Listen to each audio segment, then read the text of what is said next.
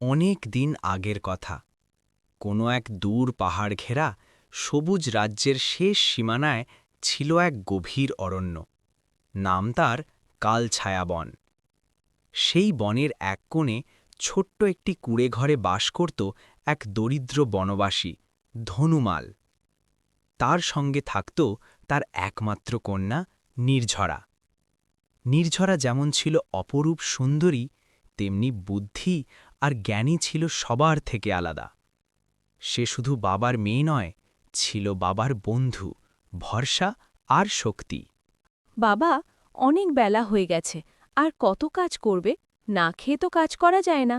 হ্যাঁ রে মা, খেতে তো হবেই। এই কাঠ কাটা শেষ করলেই খেয়ে আবার বনে যাব। তাহলে ভেতরে এসে খেয়ে নাও, আমি সব বেড়ে রাখছি। এই মেয়েটা না থাকলে আমার কি হতো কে জানে। খাওয়ার সময়ও তাড়াহুড়ো করছে। খাওয়াটা একটু ধীরে করো বাবা। দিন থাকতে ফিরতে হবে মা, না হলে রাতে হিংস্র জন্তুগুলো। বুঝেছি বাবা, প্রতিদিনের একই কথা। খাও এবার। তোর মা চলে যাওয়ার পর থেকে তোকে কত কষ্ট করতে হচ্ছে। এতে আবার কষ্ট কি বাবা? কষ্ট তো তুমি করো। মা, তোকে একদিন বিয়ে দিতে হবে। আমি বিয়ে করব না বাবা, তোমাকে ছেড়ে কোথাও যাব না। আচ্ছা, আর বলবো না।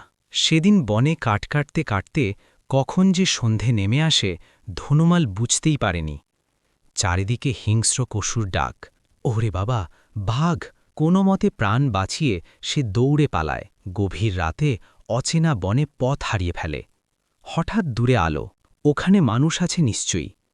সে এগিয়ে যায় এবং দেখতে পায় এক বিশাল কিন্তু ভাঙা রাজপ্রাসাদ, অদৃশ্যপুর প্রাসাদ।